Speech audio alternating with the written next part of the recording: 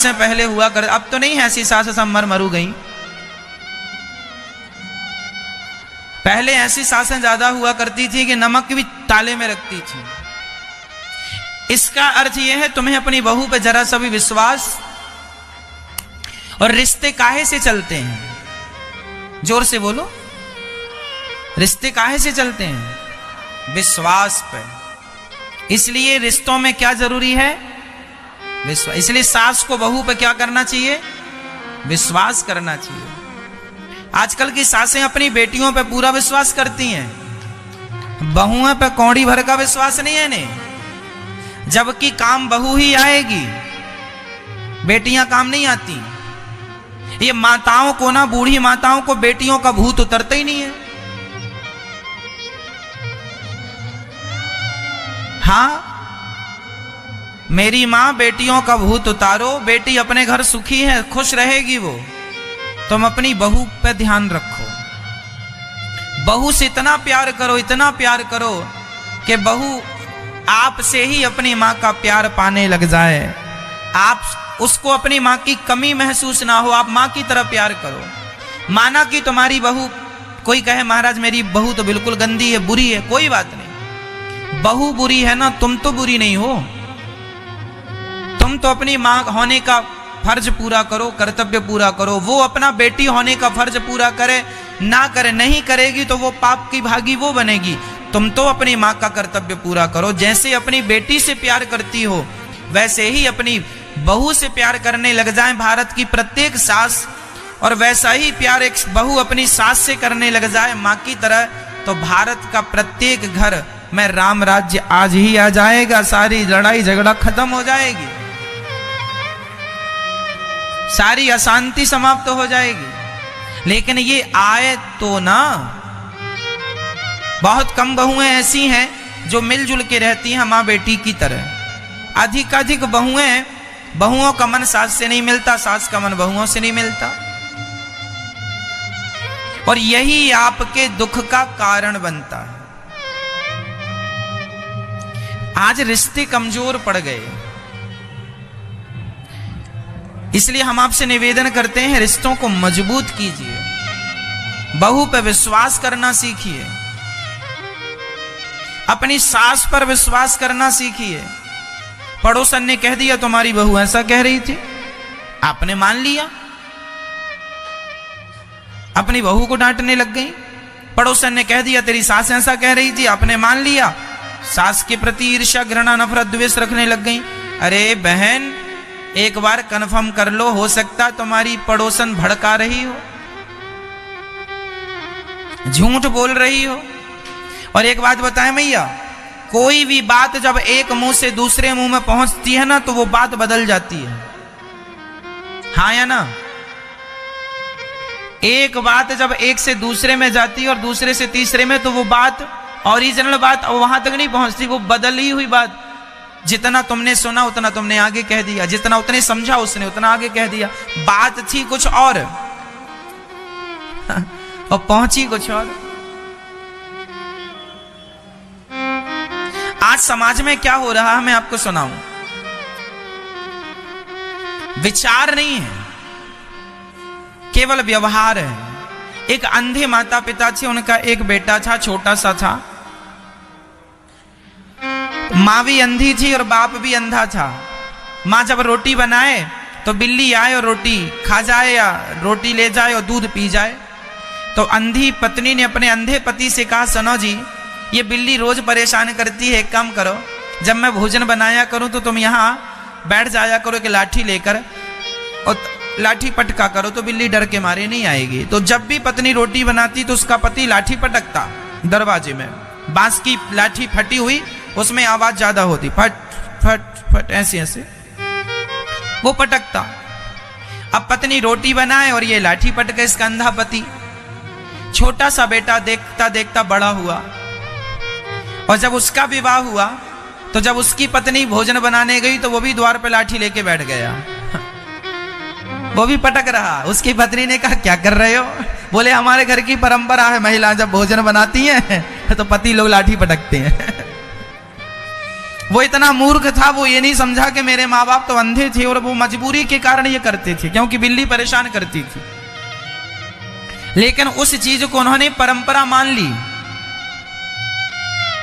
पत्नी भोजन बनाए तो वो लाठी पटके तो ये क्या झूठी परंपरा बना ली ना। बस यही है आपके जीवन में, आप विचार नहीं करते, आप सुनते नहीं हैं, आप समझते नहीं हैं, आप डिस्कस नहीं करते हैं। किसी का कहा हुआ देखा, मान लिया, सुना। कई बार आंखों देखी बात गलत होती है, कई बार कानों सुनी बात गलत होती है, हाँ या ना। इसलिए कोई भी निर्णय लेने से पहले आंखों और कानों के ऊपर विचार होता है। विचार कर लो, हमने जो देखा क्या सही है। आंखों देखे भी गलत। एक बार बीरबल और अकबर के दरबार में आंखों देखी गलत हो गई। सुनो, एक बार अकबर का एक माली था। अकबर का माली पुष्पों की सेज बनाता था, पुष्पों का बिस्तर बिछाता था, गद्दे की जगह पुष्पों की सैया तैयार करता था, गुलाब की, कमल की, मोगरा की, चमेली की। एक दिन माली ने बढ़िया गुलाब का बिस्तर तैयार किया, बढ़िया गुलाब, खूब पंखुड़ियां बिछाई, और राजा साहब रोज गुलाब के, मोगरा के बिस्तर में सोया करते थे, दोनों पति पत्नी। तो आज माली को लगा एक बार मैं भी तो रोज बिछाता हूं, एक बार मैं भी देखूं कितना सुख मिलता है। तो माली ने बिस्तर तैयार किया और जाके लेट गया। और लेटा तो बढ़िया हवा चली झरोखे से और नींद आ गई। माली सो गया और तभी रानी आई। रानी को लगा राजा सो रहे हैं तो रानी भी सो गई। सुनिएगा, रानी भी बगल में सो गई। अब राजा आए, राजा ने देखा, राम राम, मेरी पत्नी माली के संग सो रही है, बड़ा गलत है, मेरी पत्नी चरित्र से गिरी है। तुरंत दरबार लगाया, कहा मेरी पत्नी को फांसी की सजा दो। खबर बीरबल तक गई। बीरबल ने कहा, महाराज क्या हुआ, आपकी पत्नी तो बड़ी सती है, सावित्री है, बड़ी पतिव्रता है, वो तो ऐसा कर नहीं सकती। राजा ने, ना, हम तो किसी की नहीं सुनेंगे, हमने तो अपनी आंखों से देखा, एक बिस्तर पर सोते हुए देखा, ये मेरी पत्नी गलत है। बीरबल ने कहा, महाराज एक बार आपकी पत्नी से पूछना जरूरी है। ना, मैंने पूछने की क्या जरूरत, मैंने आंखों से देखा। बीरबल ने कहा, महाराज आंखों देखी भी गलत हो सकती है। ना, कैसे हो सकती है, मैंने देखा है। बीरबल ने पत्नी को बुलाया, क्या बात है। बोले, मुझे लगा राजा सो रहे हैं, रोज की तरह मैं जाके सो गई। माली को बुलाया, क्यों रे, तू क्यों सोया यहां पर। बोले, महाराज मुझे लगा राजा साहब रोज सोते हैं, मैं ही बिस्तर तैयार करता हूं, मैं जरा सा लेटा था, नींद आ गई। अब कैसे निर्णय हो कि रानी शुद्ध है, कौन मानेगा। तब वहां चलो जहां बिस्तर बिछा है वहां चलो। राजा गए, रानी गई, सब गए और वहां देखा तो जहां माली सोया था वहां के गुलाब दबे हुए थे, जहां रानी सोई, जहां माली सोया वहां के गुलाब दबे थे, और दोनों के बीच में गुलाब, क्योंकि किसी का हाथ पांव पड़ा नहीं तो वो गुलाब ऊपर उठा हुआ था ज्यों की त्यों। तो उस बिस्तर की डिजाइन से, क्योंकि गुलाब है ना, दब जाता है, उस पर पांव रखेगा दब जाएगा। लेट गए तो जितना लेटा था उतने लेटने का पूरा चित्र बना हुआ था नीचे। तब राजा को बीरबल ने दिखाया, महाराज देखो ये तो रानी लेटी थी यहाँ पर, इनका हाथ भी दिख रहा है कि इनका हाथ कहां से कहां तक था, पांव कहां से कहां। इन दोनों ने एक दूसरे को टच भी नहीं किया, क्योंकि यदि टच किया होता, मिले होते तो ये पुष्प गुलाब के दबे होते। पर देखो बिस्तर की आकृति बता रही है कि ये दूसरे एक दूसरे से मिले नहीं, केवल गलतफहमी हो गई है। आपने जो देखा है वह गलत है। तब से ये सिद्ध हो गया कि आंखों देखी भी गलत हो सकती है, आंखों देखा भी गलत होता है। आंखों देखी पर भी क्या चाहिए, जोर से बोलो, आंखों देखी पर भी क्या चाहिए, विचार चाहिए। विचार करो, सही क्या है गलत क्या है, उस निर्णय तक पहुंचो। अब ये थोड़ी कि तुमने देखा और शुरू फांसी पे लटका दो, ना जी। आंखों देखी भी गलत हो सकती है और सुनी भी गलत हो सकती है। तुम्हारी पड़ोसन तुम्हारी सास को, तुम्हारी बहू को तुम्हारे खिलाफ भड़का सकती है। इसलिए दूसरों के कहने पर आपस के रिश्ते ना तोड़ लिया करो मेरी मां, ये तो मूर्खता है। कैकई ने दशरथ जी से नहीं पूछा था कि तुमने हमें क्यों नहीं बताया कि राम जी को राजा बना रहे हैं। कैकई ने दशरथ जी से डिस्कस नहीं किया। डिस्कस किससे कर लिया? मंथरा से। दूसरों की बातों में आ गई और अपने रिश्तों को उसने, दशरथ जी कह रहे थे कि मैं तुझे सरप्राइज देना चाह रहा था, इसलिए तुझे मैंने बाद में निमंत्रण ये बताना चाह रहा था कि कैकई को तो मैं खुद बताऊंगा, क्योंकि कैकई बार बार कहा करती थी कि राम को राजा बनाओ, राम को राजा बनाओ। तो दशरथ जी ने आज घोषणा कर दी राम को राजा बनाएंगे, पर सबको आदेश दे दिया कैकई को कोई सूचना ना देगा, क्योंकि सरप्राइज मैं दूंगा। तो दशरथ जी सरप्राइज देने आए थे, आने वाले थे, लेकिन आए तब तक तो मंथरा ने सरप्राइज दे दिया। मंथरा ने कान भर दिए कि देखो तुम्हें तो बताया ही नहीं। वो ये नहीं सोच रही है कि दशरथ जी ने हमें सरप्राइज देने के लिए हमसे लेट कहा है, पर मंथरा तो कान भर दी। और देखो उसने मौके का फायदा उठा लिया और कान भर दिए। कैकई को दशरथ जी समझा रहे हैं कि ये बात गलत है जो तुम सोच रही हो कि मेरे अंदर भरत के प्रति कोई कपट है। ना जी, कोई कपट नहीं है। जैसा मेरा राम है वैसे ही मेरा भरत है। लेकिन देखो भड़का दिया और भड़काने के कारण रिश्ते टूट गए। इसलिए मेरी मां, आंखों देखी और कानों सुनी भी सच्ची नहीं होती। विचार जरूरी है, विवेक जरूरी है, विचार करना जरूरी है। इसलिए बच्चों को संस्कार दो और विचारवान बनाओ। बच्चों को इतना विकसित कर दो, उनकी बुद्धि इतनी विकसित कर दो कि वो आत्मनिर्भर बन सकें, अपने डिसीजन, अपने निर्णय खुद से ले सकें। आजकल के बच्चे, आजकल के लोग अपना निर्णय खुद से नहीं ले पाते। कोई भी निर्णय है तो जरा जरा से निर्णय लोग पूछते हैं। भाई अपने निर्णय जीवन के खुद से लेना सीखो और अच्छे निर्णय लेना सीखो।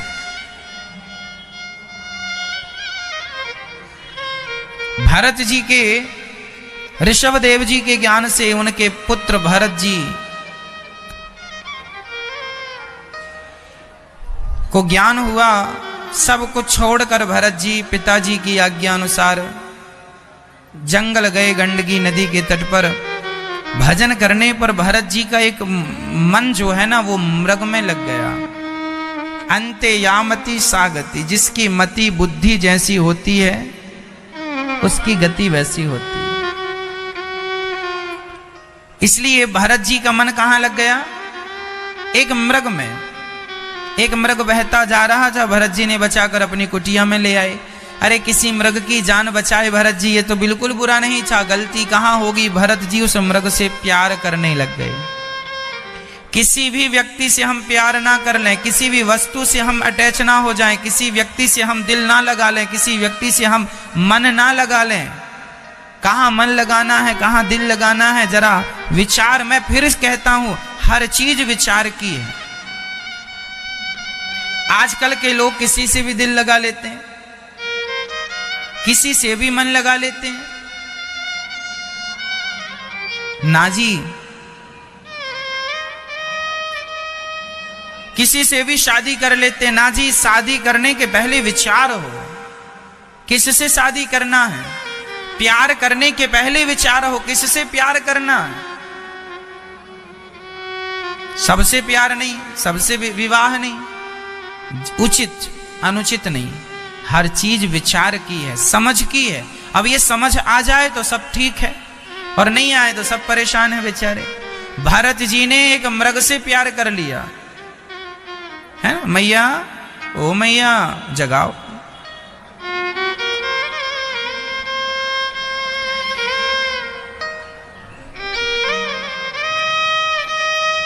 भरत जी मृग से प्यार करने लगे। मेरा मृग, मेरा मृग, मेरा मृग, मेरा मृग। और क्या हुआ?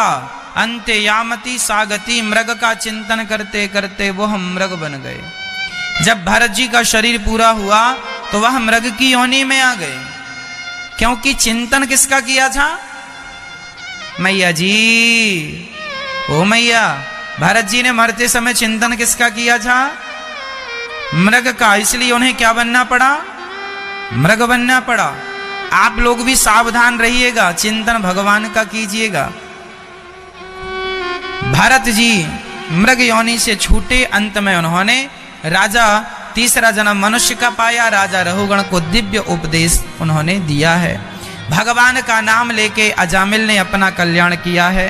28 प्रकार के नरकों का वर्णन है। श्री इंद्र ने वृत्तासुर का उद्धार किया है, भगवत धाम को गए हैं वह। एक बार प्रहलाद जी भगवान की छोटी सी उम्र में भगवान का भजन करने लग गए। कौन? श्री प्रहलाद जी। यदा देवेषु वेदेषु गौषु विप्रेषु साधुषु धर्मे मयि च विद्वेषा सवा आशु विनाश्यति। प्रहलाद जी छोटी सी उम्र में भगवान का भजन करने लग गए थे। इनके पिता हिरण्यकश्यपु बड़े दुष्ट प्रकृति के थे। रोका करते थे, क्यों भजन कर रहा है, क्यों नाम जप रहा है, खूब खूब खूब कहते थे, कुछ भी जो मन में आए। एक बार तो मारने के लिए ध्रुव जी को आग में फेंक दिया। होलिका बहन लेकर बैठ गई, पर होलिका जल गई, प्रहलाद का बाल भी बांका। भगवान, अच्छा ध्रुव जी, प्रहलाद जी को आग ने क्यों नहीं जलाया? क्यों नहीं जलाया मेरी मां? क्योंकि उनके रक्षक कौन थे? भगवान। और भगवान उनके रक्षक बने क्यों? क्योंकि उन्हें भगवान पर कितना विश्वास था? जितना आपको है, क्या इतना था? जितना आपको भगवान पर विश्वास है, क्या इतना विश्वास प्रहलाद जी को था? मैया, मैया बोलो कुछ, मेरी मां बोलो। जितना विश्वास आपको है भगवान पर, इतना प्रहलाद जी को था? इससे ज्यादा था। कितना ज्यादा? कितना ज्यादा? कितना ज्यादा? बहुत ज्यादा। तो आपका बहुत ज्यादा विश्वास क्यों नहीं है? किसने रोका है? जितना विश्वास प्रहलाद जी का था, इतना विश्वास आपका हो जाए तो लिख के दूंगा, आपके लिए भी खंबे से भगवान प्रकट होंगे। पर वो विश्वास नहीं हो पा रहा। हम सांसारिक तुच्छ प्राणी हैं। हम लोग विश्वास करते हैं, पर हमारे विश्वास उस कोटि का विश्वास नहीं है जिस कोटि का विश्वास श्री प्रहलाद जी का था। इसलिए मेरी मां, जितनी शक्कर डालोगी ना, पानी उतना मीठा होता चला जाएगा। जितना विश्वास भगवान पे बढ़ाओगी, उतने खुशियों की मिठास बढ़ती जाएगी, आनंद की मिठास बढ़ती जाएगी। इसलिए विश्वासो ही फलदायक।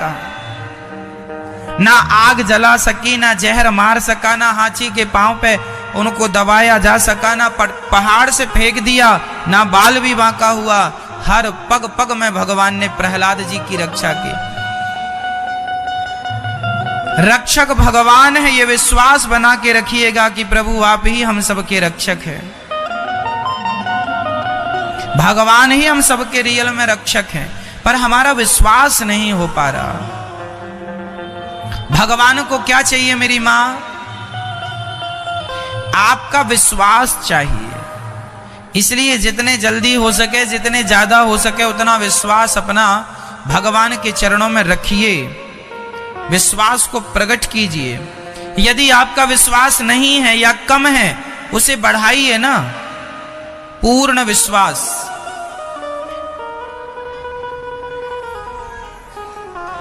अच्छा ये बताओ, आप लोगों को घर परिवार की चिंता, टेंशन रहती है कि नहीं? हाँ या ना? किस किस को टेंशन है, चिंता? हाथ उठाओ, उठाइए हाथ। नहीं, घर पे तो टेंशन चिंता रहती है, रहती है तो हाथ उठाओ, जरा सा भी रहती है घर पर, कभी भी कहीं भी रहे तो हाथ उठा लो। चलो, टेंशन चिंता है। अब ये बताओ, भगवान पर विश्वास किस किस को है? अब हाथ नीचे करो। अब एक काम करो, अपना मुंह फुलाओ ऐसे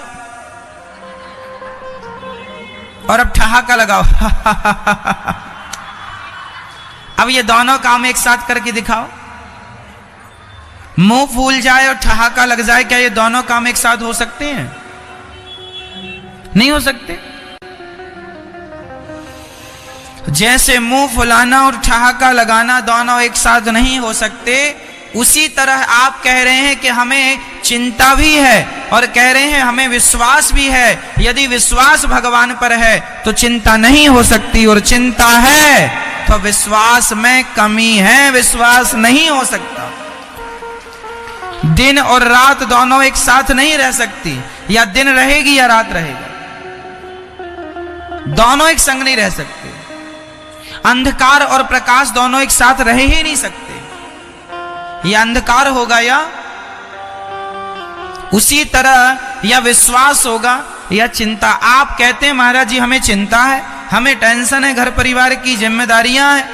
अरे चिंता, यदि विश्वास किया है तो प्रभु जब मैंने अपने आप को आपके चरणों में सौंप दिया, समर्पित कर दिया, तो फिर मैं तो आपका हो गया, तो मेरी चिंताएं, मेरी टेंशन भी आपकी। अब आप जानो और आपका काम जाने। मैं तो आपका नाम लेना जानता हूं, मैं तो आपके चरणों में शरणागति करना जानता हूं, आपका होना जानता हूं।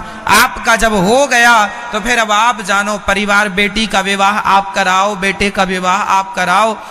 घर में दाल रोटी नहीं है, उसकी व्यवस्था आप करो, मैं नहीं करूंगा। मैं कर्म करूंगा ईमानदारी से, मैं कर्म करूं, पर इस विश्वास से कि मेरे कर्म का प्रतिफल भगवान देंगे।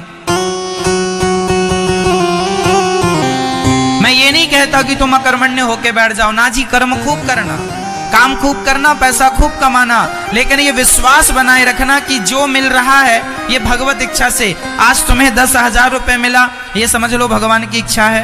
आप तुम्हें 20,000 मिला, भगवान की इच्छा है। और आज तुम्हें कुछ भी नहीं मिला, भगवान की इच्छा है। मिल रहे हैं तो भी प्रसन्न रहो, और नहीं मिल रहे हैं, भगवान पर विश्वास करो। हमारी बेटी और हमारे बेटों का विवाह, हमारी बेटों की जिम्मेदारी हमारे सिर पर नहीं है, किसके सिर पर है? आप लोग जबरदस्ती अपने सिर पे लिए घूमते हैं।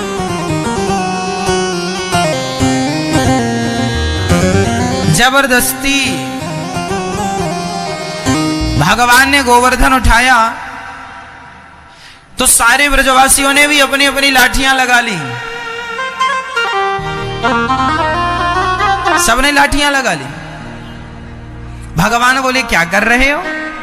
ब्रजवासी बोले लाला तू बहुत कमजोर पड़ जावेगो, ये पहाड़ तेरे बस को ना है लाला। मैंने इतने बड़े बड़े लाठी डंडे लगा रखे, तभी संभल रखे हो, नहीं कब को गिर जाए। भगवान बोले तो भैया तुम संभालियो। भगवान ने जरा सी उंगली नीचे कर ली, और जैसी उंगली नीचे की सारी लाठियां डंडे टूट गए।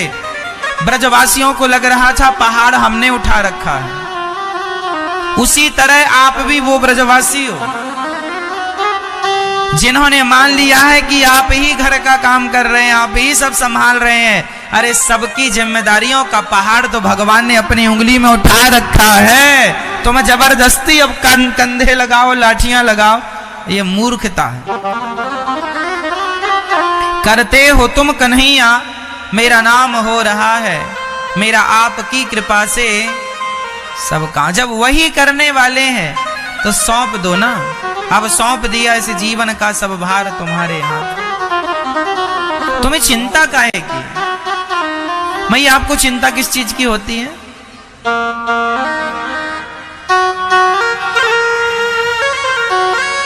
ये अब छोड़ दो, ये सब नहीं कर सोचोगी, नहीं चिंता तो भी होगा। आपको चिंता बेटी के विवाह की है, आपको चिंता बेटे के विवाह की है, आपको चिंता घर की है, परिवार की है। चलो आप यदि नहीं रहे, मर गए, तो क्या आपकी बेटी का विवाह नहीं होगा? क्या बेटे का विवाह नहीं होगा? क्या घर में दाल रोटियां नहीं बनेगी? क्या घर में दीपावली और होली का उत्सव नहीं होगा? सब होगा। इसलिए कहता हूं सब कुछ भगवान कर रहे हैं, तुम जबरदस्ती मरे जा रहे हो। जबरदस्ती परेशान है आज का आदमी। आनंद से रहा करो।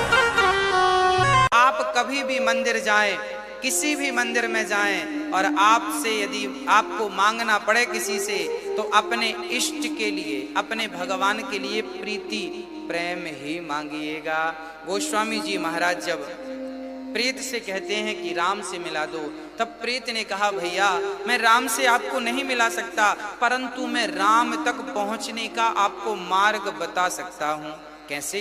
तब गोस्वामी जी से प्रेत ने कहा कि जब आप कथा सुनाते हैं ना लोगों को, अच्छा गोस्वामी जी रोज सत्संग करते थे, रोज कथा सुनाया करते थे, बैठ जाते थे एक चबूतरे में और सारे लोग बैठ जाते थे, कथा सुनते थे। बड़ी बड़ी सुंदर कथा श्री गोस्वामी जी गाते थे राम जी की। प्रेत ने कहा कि जब तुम कथा सुनाते हो ना, तो तुम्हारी कथा में जो सबसे पीछे काला सा आदमी कंबल ओढ़ के आता है, तुम कल उसके पांव पकड़ लेना, तुम्हें राम का दर्शन हो जाएगा। अब गोस्वामी जी ने कहा कि भाई वो कौन है जिनके आप पांव पकड़ने का बोल रहे हैं? तब उन्होंने कहा, प्रेत ने कहा कि वो श्री हनुमान जी हैं, वेश बदल कर आते हैं और जहां जहां राम कथा होती है, हनुमान जी किसी ना किसी रूप में आकर उस कथा का रसपान रसास्वादन जरूर करते हैं। अब तो गोस्वामी जी को बड़ा आनंद लगा और कल के दिन फिर वो जाकर कथा सुनाई। और जब कथा सुना रहे थे तो गोस्वामी जी ने ध्यान दिया, सचमुच पीछे कंबल ओढ़कर गंदा सा आदमी, मक्खी लग रही हैं और बहुत गंदे से रूप में गोस्वामी जी लगे। अच्छा हनुमान जी इस रूप में आते हैं ताकि इन्हें कोई पहचान ना सके। और गोस्वामी जी महाराज ने जब देखा, जब कथा पूरी हुई, सारे श्रोता जाने लगे तो हनुमान जी भी जाने लगे। गोस्वामी जी ने चरण पकड़ लिया, महाराज हम पर कृपा करो। वो काला सा व्यक्ति बोला, गुरुजी आपने हमारे पांव क्यों पकड़ रखे? आपने तो बड़ी अच्छी कथा सुनाई और आप तो तुलसीदास महाराज हैं और आप तो अच्छी कथा सुनाते हैं। तब तुलसीदास जी ने कहा, हमें पता है आप हनुमान जी हो, हमें दर्शन दो, हमें दर्शन दो। और जब गोस्वामी जी ने शरण पकड़े हैं न प्रिय भक्तों, तो वो साधारण रूप में सचमुच श्री हनुमान जी महाराज प्रकट हो गए। ना जाने किस रूप में नारायण मिल जाएं, इसलिए मैं कहा करता हूं सबकी सेवा करिएगा। पता नहीं परमात्मा किस रूप में छिपकर आपको देख रहे हों और आपका मुआयना कर रहे हों। हरि व्यापक सर्वत्र समाना। गोस्वामी जी महाराज प्रेम पूर्वक पावन चरण पकड़कर कहते हैं, भगवान मुझे आप राम का दर्शन कराइए। उसके बाद गोस्वामी जी को चित्रकूट पर श्री हनुमान जी ने तुलसीदास जी को राम जी का पावन दर्शन कराया। कहा कि कल जब तुम चंदन घिसते हो ना, और चंदन गोस्वामी जी क्या करते थे देखिए, हमें अपनी सामर्थ्यता के अनुसार करना चाहिए। यदि आप धनवान हो तो धन से लोगों की भोजन इत्यादि की सेवा कर लो। गोस्वामी जी रोज चंदन लगाया करते थे। गोस्वामी जी ने एक सेवा पकड़ रखी थी चित्रकूट में, रोज अपने हाथ से गोस्वामी जी बढ़िया सा चंदन घिसते और चंदन घिस के वहां जितने संत होते सबको चंदन लगाते थे, ये भाव से कि मैं राम को चंदन लगा रहा हूं। अब सचमुच जब गोस्वामी जी इस भाव से चंदन लगाते कि मैं राम को चंदन लगा रहा हूं, सारे संतों को, बच्चों को, वहां जितने भगत होते थे गोस्वामी जी सबको चंदन लगाते थे। और गोस्वामी जी के इस प्रेम को देखकर भगवान भी रीझ गए। भगवान इतने रीझे कि आज भगवान प्रकट होकर राम लक्ष्मण और साधारण रूप बनाकर और गोस्वामी जी से चंदन लगवाने आ गए। जब आप सच्ची श्रद्धा से कोई सेवा करते हैं ना, तो सेवा को स्वीकार करने एक बार भगवान जरूर आते हैं। आज गोस्वामी जी चंदन लगा रहे हैं और गोस्वामी जी ने राम को चंदन लगा दिया, राम जी आगे बढ़ गए। लक्ष्मण को चंदन लगाया, लक्ष्मण जी आगे बढ़ गए। हनुमान जी बोले, भैया पहचानो यही राम लक्ष्मण हैं। पर तुलसीदास जी तो मस्त थे। तब गोस्वामी जी से हनुमान जी ने तोता बनकर के कहा, और तोता बनकर क्या कहा हनुमान जी ने, जरा सुनिएगा कि चित्रकूट के घाट में भई संतन की भीड़, तुलसीदास चंदन घिसे तिलक लेत रघुवीर। अब जैसे ही हनुमान जी ने ये दोहा गाया, तुलसीदास जी के आंख खुल गई और राम लक्ष्मण के चरणों में गिर पड़े। प्रभु मुझे कृतार्थ कर दिया आपने दर्शन देकर। तब सीताराम प्रकट हो गए, राम जी प्रकट हो गए, सीता जी प्रकट, श्री लक्ष्मण जी अपने निज रूप में प्रकट होकर साक्षात गोस्वामी जी को श्री राम लक्ष्मण सीता माने गोस्वामी जी को प्रत्यक्ष दर्शन दिया। उसके बाद गोस्वामी जी ने ये सुंदर सी श्री रामचरितमानस की पावन रचना हम सभी के लिए कर डाली। हाँ, सुंदर सी कथा गोस्वामी जी कहां से शुरू करते हैं श्री राम कथा को, आइए गाते हैं। गोस्वामी जी महाराज को प्रेरणा श्री हनुमान जी ने दी। कहते हैं कि हनुमान जी कहते गए, गोस्वामी जी लिखते गए। कहा यह भी जाता है रचि महेश निज मानस रखा। रामचरितमानस के सबसे बड़े वक्ता श्री भगवान शिव हैं। भगवान शिव ने रामचरितमानस को लिखकर अपने हृदय में रखा और गोस्वामी जी के माध्यम से छपवा दिया, प्रकाशित करवा दिया श्री शंकर भगवान ने। वर्णानामर्थ संघानाम। देखिए गोस्वामी जी यहां से रामचरितमानस प्रारंभ करते हैं। अच्छा, बाकी लोगों ने रामायण लिखी है, वाल्मीकि रामायण, भुषुंडी रामायण, आनंद रामायण, मैथिली रामायण। हाँ, ये रामायण है, सबने रामायण लिखी है, रामायण। और गोस्वामी जी ने रामायण नहीं, रामचरित मानस। तो रामायण का अर्थ होता है रामायण। हाँ, बोले जो राम का घर है, राम के आयन है, रामायण। जो राम का आयन है, जो राम का घर है, वह रामायण है। रामायण अर्थात राम का घर, राम का निज निवास। पर गोस्वामी जी रामायण नहीं, रामचरित्र मानस लिख रहे हैं। मानस मतलब होता है सरोवर। मानस, हाँ, हम लोग देखते हैं ना, लोग जाते हैं मान सरोवर। मानस मीन्स सरोवर। रामायण में वह प्रवेश करे जो शुद्ध बुद्ध हो चुका है। बुध विश्राम सकल जन रंजनी। जो ज्ञानी है, जो बिल्कुल प्रखर है, वो तो रामायण में प्रवेश करें। जो अच्छा, मंदिर जाने के पहले एक शर्त होती है। मंदिर जाने के पहले शर्त यह है कि आप नहा कर ही, स्नान कर ही मंदिर जाएं। तो जो स्नान कर चुके हैं वो रामायण में प्रवेश करें, और जो स्नान करना चाह रहे हैं वो रामचरितमानस में प्रवेश करें। तो रामचरितमानस तो सरोवर है, और ये भक्ति का सरोवर है, प्रेम का सरोवर है। और जो इस प्रेम के सरोवर में डुबकी लगा लेता है उसके पाप संताप सदा सदा के लिए मिट जाते हैं, जन्म जन्म के पाप। और बुध विश्राम सकल जन रंजनी।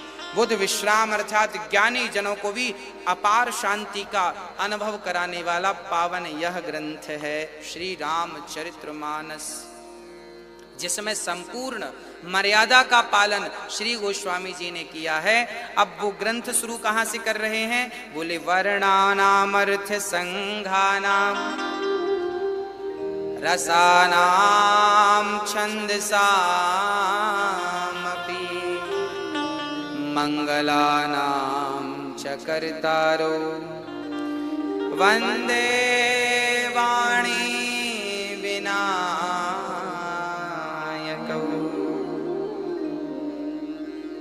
अक्षरों के अर्थ समूहों, रसों, छंदों और मंगलों की सुंदर सी सरस्वती माँ और गणेश भगवान को श्री गोस्वामी जी सबसे प्रथम प्रणाम करते हैं। और उस गोस्वामी जी का प्रथम शब्द क्या है?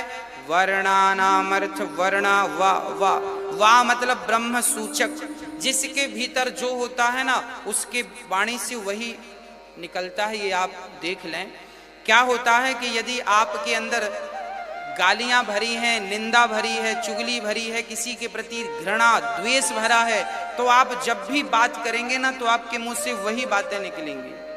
और आपके भीतर यदि ज्ञान, संस्कार, सत्संग भरा हुआ है ईश्वर का साक्षात्कार यदि आपने किया है तो फिर ब्रह्म सूचक शब्द ही निकलेंगे। भाई प्याज खाओगे तो डकार तो प्याज की ही आएगी ना, जो खाएगा वही तो डकारेगा। अर्थात ईश्वर को जिसने जिस प्रकार से जाना है, माना है, उस प्रकार से वह बातें कर सकता है। तो गोस्वामी जी वाह से शुरू करते हैं, वाह शब्द ब्रह्म सूचक। और पहला प्रणाम किसको? माँ सरस्वती को, क्योंकि वाणी को वही शुद्ध करती हैं, बुद्धि को वही निर्मल करती हैं। और दूसरा प्रणाम श्री गणेश जी को। गणेश जी को प्रणाम क्यों किया? क्योंकि गणेश जी हम कोई भी शुभ काम करते हैं ना, चाहे शादी विवाह हो, चाहे सत्यनारायण भगवान की कथा हो, कोई भी शुभ कार्य, चाहे गृह प्रवेश हो, गृह निर्माण हो, आप कुछ भी करो, सबसे पहले किसको प्रणाम किया जाता है? श्री गणेश जी को। क्योंकि ये विघ्न नाशक हैं, विघ्न विनाशक हैं, कोई भी विघ्न नहीं आएगा यद भगवान गणेश जी का आवाहन कर लिया गया है। अच्छा, गणेश जी से क्यों एक्सपायर हैं श्री गोस्वामी जी, और क्यों गणेश जी की प्रथम पूजा होती है? कारण है, गणेश जी ना चूहे पर बैठे हैं। गणेश जी के चूहे पर बैठने का कारण क्या है? गणेश जी का पेट भी बड़ा है, सवारी भी चूहे की है। तात्पर्य यह है कि आपका भी थोड़ा बहुत पेट बड़ा ही होना चाहिए। बड़े का अर्थात ये नहीं कि तौंदुमल हो जाएं। पेट बड़े का अर्थ यह है कि आपका पेट इतना बड़ा हो कि आप कुछ बातें पचा सकें। हाँ, कही हुई बातों को बिना किसी से कहे उन्हें आप पचा सकें, इतना पेट होना चाहिए आपका, पच सकें कोई बात आपके भीतर। गणेश जी का पेट बड़ा है तो ये गणेश जी सूचक हैं कि भाई आपका कोई अपमान कर दे तो उस अपमान को भी पचा लीजिएगा, और सम्मान कर दे उसे भी पचा लीजिएगा। क्योंकि कई बार आपका कोई सम्मान कर देना तो फिर आप डिंडोरा पीटने लगते हैं, देखो तो हमारा सम्मान हुआ, देखो तो हमें मेडल मिला, देखो तो हमारा ये हुआ, ये हुआ, ये क्या होता है? इससे फिर आपका अहंकार बढ़ने लगता है, अहंकार। और जब अहंकार बढ़ेगा तो फिर आपका पतन हो जाएगा। तो पतन से बचना है तो आप अपनी स्तुति और आलोचनाओं से बचिए। हाँ, इसलिए पेट बड़ा है श्री गणेश जी का, क्योंकि वो स्तुति को भी पचा लेते हैं और आलोचनाओं को भी पचा लेते हैं। और गणेश जी चूहे पे बैठते हैं, चूहे को पांव के नीचे दबा रखा है गणेश जी ने। चूहे को पांव के नीचे दबाने का क्या अर्थ है? बोले गणेश जी बुद्धि के देवता हैं, और चूहा जो है ना कुतर्क है।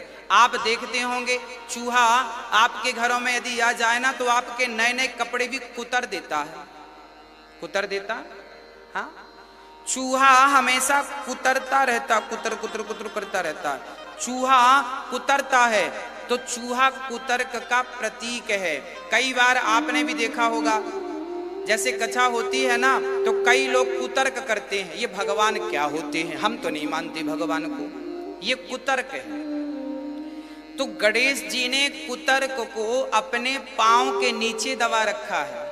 और याद रखिएगा, ईश्वर पर यदि कोई संदेह करता है, संशयात्मा विनश्यति, ईश्वर पर, परमात्मा पर, राम पर, कृष्ण पर कोई संदेह करता है, कुतर्क करता है, तो गोस्वामी जी कहते हैं यदि आपकी बुद्धि कुतर्क करती है तो आप अपने बुद्धि को, अपने मन रूपी कुतर्क को, बुद्धि रूपी कुतर्क को अपने पांव के नीचे दबाओ और वो आप पर हावी ना हो सके। अर्थात श्रद्धा हावी हो, विश्वास हावी हो, पर कुतर्क हावी ना हो, नहीं तो संशयात्मा विनश्यति। गणेश जी ने चूहे को पांव के नीचे दबा रखा है। अर्थात बुद्धि कैसी हो? तर्क रहित बुद्धि हो, कुतर्क रहित बुद्धि हो। यदि आपको कुछ समझ में नहीं आता तो तर्क तो करिए, बट तुरंत कुतर्क मत करिए। तर्क करने का अधिकार है। आपको कोई बात समझ में ना आए, आप पूछ सकते हैं कि गुरुजी ये क्या बात है, ये ऐसे क्यों, ये तो जानिए, पर ईश्वर पर संदेह ना करिए। अभी मैं संदेह की एक चर्चा थोड़ी आगे सुनाऊंगा, जरा सुनिएगा। श्री राम जी के पावन चरणों में, सीता माँ के चरणों में गोस्वामी जी प्रणाम करते हैं और पुनः गाते हैं कि ये जो रामचरितमानस है ये नाना पुराण निगम, ये नाना पुराण, ये 18 पुराण, 4 वेद, सबका शास्त्रों का सार स्वांतः सुखाय तुलसी रघुनाथ गाथा, अपने आनंद स्वांतः निह स्वयं के आनंद के लिए गोस्वामी जी ये ग्रंथ गा रहे हैं, वेदों का पुराणों का सार इसमें भर रहे हैं। और गोस्वामी जी कितनी बढ़िया बात लिख रहे हैं, जरा सुनिएगा कि मूकम करो, ये गोस्वामी ये गीता का श्लोक है, इसी को हिंदी अनुवाद गोस्वामी जी ने किया है। मूकम करोति वाचालम पंगुमिलंघयते गिरिम यत्कृपा तमहं वंदे परमानंदम माधवम। अब गोस्वामी जी ने अपने शब्दों में गाया, मूक हों ही बाचाल पंगु चढ़हि गिरिवर गहन, जासु कृपा सुदयाल द्रवाऊं सकल कलिमल दहन। भगवान जब कृपा करते हैं ना मेरी माँ, तो मूकम करोति वाचालम, जब ईश्वर कृपा करते हैं तो गूंगा भी बोलने लगता है। मूक हों ही बाचाल और पंगु चढ़हि गिरिवर गहना, जब ईश्वर कृपा करते हैं तो लंगड़ा भी पहाड़ लांघ जाता है। अर्थात कभी ये ना कहो कि हम ये नहीं कर सकते, ना, भगवान की शरण चले जाओ, मेरे राम चाहेंगे तो लंगड़ा भी पहाड़ लांघ जाएगा, आपको चिंता करने की बात नहीं है। राम जो करना चाहते हैं सब कर सकते हैं, वो अपने भक्त पर हाथ रख दें, कृपा की दृष्टि डाल दें तो लंगड़ा भी पहाड़ लांघ जाए और गूंगा पंचम सुर से गाने लग जाए, गूंगा व्यक्ति भी गाने लग जाए। किसकी कृपा से? बोले परमात्मा मेरे राम की कृपा से। राम की कृपा ऐसी है कि मूकम करोति वाचालम पंगुमिलंघयते गिरिम यत्कृपा तमहं वंदे परमानंदम माधवम। अब गोस्वामी जी ऐसे भगवान को प्रणाम कर रहे हैं जो गूंगा को भी पंचम सुर पे बुलाते हैं और लंगड़े से भी पहाड़ लंघवा देते हैं। अर्थात जो भगवान की शरण में है ना, वो कभी असहाय नहीं हो सकता, वो भगवान के सहायक है और उसका कल्याण परमात्मा करते हैं। अब गोस्वामी जी गुरु महाराज को प्रणाम करते हैं, गुरुजनों को प्रणाम करते हैं। धूल की वंदना कर लूं, पहले मैं उस धूल को प्रणाम कर लूं जिस धूल पर, जिस रज पर मेरी गुरुजी खड़े हैं, उस धूल की वंदना कर रहे हैं गोस्वामी जी। उसके बाद चरणों की वंदना कर रहे हैं गोस्वामी जी। कहते हैं श्रद्धावान लभते ज्ञानम, यदि आपकी श्रद्धा गुरु पर है तो आप कई गुना गुरु के आशीर्वाद से आप कई गुना तरक्की कर जाएंगे। हाँ, कहते हैं जिन पर गुरु की कृपा होती है ना, दशरथ जी का भी दुख दूर तब हुआ जब वशिष्ठ जी की कृपा हुई, क्योंकि उनकी संतान नहीं थी। तब गुरु जी के पास गए और गुरु गृह गया तुरंत महिपाला। गुरु जी से कहा गुरुदेव मेरा तो संतान नहीं है और चौंचपन बुढ़ापा आ गया। तब गुरुदेव ने कहा धरहूं धीर हुई है सुत चारी, 4 बेटा होंगे चिंता ना करना। किसकी कृपा? बोले गुरु जी ने यज्ञ कराया, यज्ञ भगवान की कृपा से आज दशरथ जी के यहाँ लाला हुए, राम लक्ष्मण भरत शत्रुघ्न।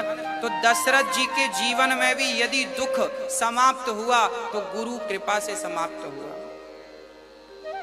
हाँ, तो अच्छा, राम भी गुरु के पास गए पढ़ने के लिए। गुरु गृह गयाऊं पढ़ने रघुराई, अल्पकाल विद्या सब पाई। श्री राम पढ़ने के लिए गुरु की, अर्थात भगवान को भी गुरु का आश्रय लेना पड़ेगा। कई लोग बोलते हैं गुरु जी हम गुरु बनाए जरूरी है क्या? गुरु बनाना जरूरी है क्या? अरे भाई, दत्तात्रेय जी ने 24 गुरु बना डाले। गुरु बनाना अति अति आवश्यक है, क्योंकि गुरु के बिना सच्चा, देखिए आप जो विद्यालय में पढ़ते हैं ना, स्कूल कॉलेज में पढ़ते हैं, वो क्या होती है? वो शिक्षा होती है। शिक्षा शिक्षा तो आपको मिल गई, परंतु गुरु क्या देते हैं? बोले गुरु शिक्षा नहीं देते, गुरु तो दीक्षा देते हैं। दीक्षा तो शिक्षा क्या है और दीक्षा क्या है, ये मैं आपको बता दूं। देखिए, जमीन से डीजल और पेट्रोल निकलता है, पर जैसा निकलता है वैसा का वैसा तो गाड़ी पे नहीं डाला जाता। निकल तो आया जमीन से डीजल पेट्रोल, परंतु उसे प्लांट लगाकर फिल्टर करना पड़ेगा। ऐसे ही आपने जो विद्यालय में शिक्षा पाई, वो तो जमीन से निकला डीजल की तरह है। हाँ, शिक्षा पाई, सारी शिक्षाएं आपने पाली, परंतु गुरु क्या है? गुरु वो फिल्टर मशीन है। गुरु आपकी शिक्षा को फिल्टर करता है और बताता है कि ये शिक्षा आपके काम की है। क्योंकि जब डीजल पेट्रोल फिल्टर होता है ना, तो खास खास चीज तो निकल जाती है, और जो बचा हुआ मटेरियल है वो वेस्ट हो जाता, फेंक दिया जाता है, उसका दूसरा ही उपयोग होता होगा, पर डीजल पेट्रोल बिल्कुल स्वच्छ हो जाता है। ऐसे ही जब जैसे जैसे जैसे हंस दूध पीकर और पानी को छोड़ देता है, ऐसे गुरु का ज्ञान यदि लोगे तो आप गुरु की शरण में जाओगे तो गुरु सार तो आपको दे देगा और कह देगा कि इस शिक्षा से तो आपका उद्धार हो जाएगा, इस दीक्षा से आपका कल्याण हो जाएगा। और जो व्यर्थ ने आपने संग्रह कर रखा है, कई बार आप अपने भीतर कपट को जगह दे देते हैं, अहंकार आपके भीतर घुस जाता है। अहंकार, कपट, क्रोध, लोभ, आजकल के बच्चे पढ़ने जाते हैं वहीं बिगड़ जाते हैं, क्योंकि उनकी शिक्षा तो है पर दीक्षा नहीं है। और दीक्षा होती तो बिगड़ने की संभावनाएं समाप्त हो गई होती, क्योंकि वो अंकुश लगा देती है बुराइयों पर। आपको याद रखिएगा, जो सत्संग करते हैं उन्हें क्रोध अधिक नहीं आता, वो अपने क्रोध पर कंट्रोल करना जानते हैं। और पढ़े लिखे पीएचडी वाले विद्यार्थी वो कंट्रोल क्रोध पर करना नहीं जानते। क्यों?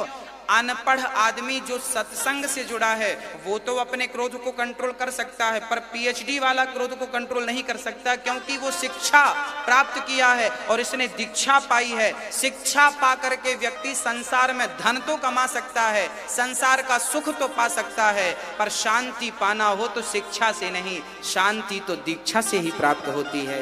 यदि मन को आप शांत करना चाहते हैं तो शिक्षा शांत नहीं, दीक्षा शांत करेगी। इसलिए जीवन में शिक्षा के साथ दीक्षा आवश्यक है। इसलिए गोस्वामी जी सबसे पहले गुरुजनों को प्रणाम कर रहे हैं और कह रहे हैं, श्री गुरु पद नख मणिगण ज्योति सुमिरत दिव्य दृष्टि ही होती। आहा, कहते हैं जब मैं गुरु जी के चरणों का ध्यान करता हूं ना तो मुझे दिव्य दृष्टि प्राप्त हो जाती है, ऐसा गोस्वामी जी कह रहे हैं। हाँ, इसके बाद गुरु जनों को प्रणाम करने के बाद गोस्वामी जी प्रणाम किसको कर रहे हैं? बोले, बंदाऊं प्रथम महीसुर चरना मोह जनित संशय सब हरना। गोस्वामी जी अब ब्राह्मणों को प्रणाम कर रहे हैं। विप्रधेनु सुर संतहित लीन मनुज अवतार। भगवान ब्राह्मणों को, श्री गोस्वामी जी विप्र देवताओं को प्रणाम कर रहे हैं। बोले, बिना विप्रों की कृपा के, बिना इनके चरणों की धूल के मेरा कार्य सिद्ध नहीं हो सकता। इसलिए विप्र देवताओं के चरणों में गोस्वामी जी अपना मस्तक नवा देते हैं, चरणों में रख देते हैं, क्योंकि सारे देवी देवता मंत्रों के अधीन होते हैं और मंत्र ब्राह्मण के अधीन होते हैं। इसलिए ब्राह्मणों को गोस्वामी जी वंदना कर रहे हैं। अच्छा, यहाँ पर मैं आपको एक संदेह आपका मिटा दूं। हमारे समाज में 4 वर्ण, 4 वर्ग हैं, 4 वर्ण हैं, ब्राह्मण, क्षत्रिय, वैश्य और शूद्र। चारों अपनी अपनी जगह बराबर हैं, चारों अपनी अपनी जगह सही हैं। फिर ब्राह्मण वेद पढ़ेगा, वेद पढ़ाएगा, यज्ञ करेगा, यज्ञ कराएगा, दान लेगा, दान देगा, ये कार्य तो ब्राह्मण के हैं। क्षत्रिय का कार्य है यज्ञ करना, यज्ञ कराना, दान देना और युद्ध आदि का निर्णय करना, ये क्षत्रिय का धर्म है, कर्तव्य है। वैश्य का काम है व्यापार करना, बिजनेस करना, पैसों का संग्रह करना, और शूद्रों का काम है सेवा करना, सेवा करना काम है। ये चारों अपनी अपनी जगह बिल्कुल बराबर बराबर हैं। फिर किसी ने कहा महाराज जी जब सब बराबर हैं तो गोस्वामी जी ने ब्राह्मणों को ही प्रणाम क्यों किया? हमने कहा भाई ऐसा है कि होता क्या है कि ब्राह्मण जो है बुद्धि भगवान के मस्तिष्क से, भगवान के ब्राह्मणोष्य मुखमासीत, भगवान के मुख से प्रकट हुए हैं। अर्थात बुद्धि के जो अधिष्ठात्र हैं वो ब्राह्मण हैं, बल के अधिष्ठात्र हैं क्षत्रिय हैं, और पैसों के अधिष्ठात्र वैश्य बन गए, और सेवा के अधिष्ठात्र शूद्र बन गए। सबने एक एक कार्य संभाल रखा है। फिर ऐसा क्यों कि गोस्वामी जी ब्राह्मणों को प्रणाम कर रहे हैं? कारण है, होता क्या है कि आपके ही घर में जो बच्चा आपका सबसे ज्यादा बुद्धिमान हो ना, आप उस बुद्धिमान बच्चे का ज्यादा ही सम्मान करते हैं, क्योंकि बुद्धि की पूजा होती है। क्योंकि आज कीमती कौन है? आज कीमत किसकी है? जिसके पास ज्यादा ज्ञान है, जिसके पास ज्यादा विज्ञान है, वही तो आज भी पूजनीय है, अब वो भला कोई क्यों ना हो। आज जिसके पास अधिक बुद्धि है उसी के पास लोग समझने जाते हैं ना, भाई इंजीनियर है, सबको पता है कि ये बढ़िया इंजीनियर है, अब वो कोई भी हो, ब्राह्मण हो, क्षत्रिय हो, वैश्य हो, शूद्र हो, पर बुद्धि उसके पास है तो सारे लोग उसके पास लाइन लगाते हैं। अच्छा डॉक्टर है, बुद्धिमान, इलाज अच्छा करता है, तो वो डॉक्टर किसी भी जात का हो, लोग उसी पे लाइन लगाते हैं, भाई ये बुद्धि। अर्थात सदियों से बुद्धि की पूजा होती आई है, सदियों से आज भी विवेक की पूजा हो रही है, आज भी बुद्धिमान लोगों का ही आदर सत्कार हो रहा है, मूर्ख को कौन जान रहा है। इसलिए ब्राह्मण जो है ये बुद्धि को रखने वाला है, इसलिए गोस्वामी जी ने इन्हें प्रणाम किया। और साथ ही गोस्वामी जी ने कहा कि जैसे मंदिर बनता है तो नीचे से लेके ऊपर तक ईंट लगती है, नीचे से लेकर ऊपर तक ईंट लगती है, ईंट, परंतु ईंट तो नीचे से ऊपर तक मंदिर में लगती है, पर लोग अपना माथा जो है वो देहरी की ईंट पर ही रखते हैं, सारी ईंटों में तो अपना माथा नहीं रखते। ऐसे ही जो देहरी की ईंट है वो ब्राह्मण है, इसलिए ब्राह्मण को वंदनीय माना गया है, क्योंकि ये आचार्य थे शुरू से, ये गुरु का काम करते थे। गुरु बनकर ब्राह्मण, जगत गुरु ब्राह्मण, ब्राह्मण गुरु सन्यासी। इसलिए मैं आपको पुनः निवेदन कर दूं कि गुरु बनाने के पहले विचार कर लेना, जिसे आप गुरु बना रहे हैं वो ब्राह्मण है या नहीं। यदि ब्राह्मण के अतिरिक्त आपने किसी को गुरु बना लिया तो फिर पतन निश्चित होगा, पतन निश्चित होगा, दोनों का, गुरु और चेला दोनों का पतन होगा। क्योंकि गुरु का अधिकार सिर्फ शास्त्रों ने और विधाता ने केवल ब्राह्मणों को दे रखा है। जगत गुरु ब्राह्मण, ब्राह्मण गुरु सन्यासी और सन्यासी गुरु अविनाशी।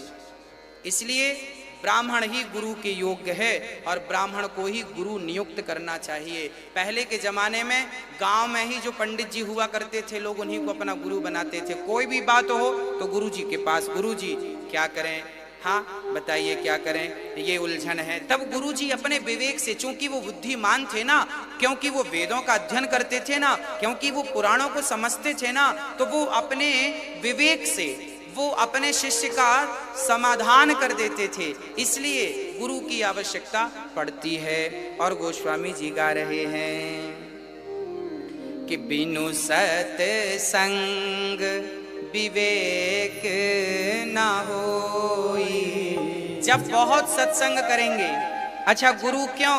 क्योंकि गुरु सत्संग कराते हैं और करते हैं। इसलिए आप सत्संग करिए, सत्संग करेंगे तो विवेकशील बन सकेंगे आप, और विवेकशील बनेंगे तो आपका निश्चित कल्याण होकर ही रहेगा। हाँ, सठ सुधरहि सत्संगति पाई। हाँ, गोस्वामी जी कह रहे हैं कि जो विवेकशील है, अच्छा बुद्धि अलग है, विवेक अलग है। आप समझिएगा, ये रामचरितमानस है, बहुत कठिन सब्जेक्ट है, समझिएगा। गोस्वामी जी लिख रहे हैं कि सबसे ऊपर होता है विवेक।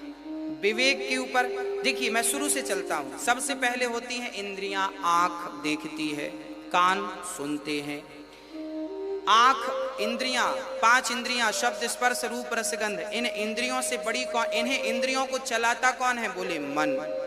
मन कहता है इसे देखो तो आंख देखती रहती है, अर्थात इंद्रियां मन के अधीन है। मन किसके अधीन है? बोले मन बुद्धि के अधीन है। बुद्धि किसके अधीन है? बोले बुद्धि विवेक के अधीन है।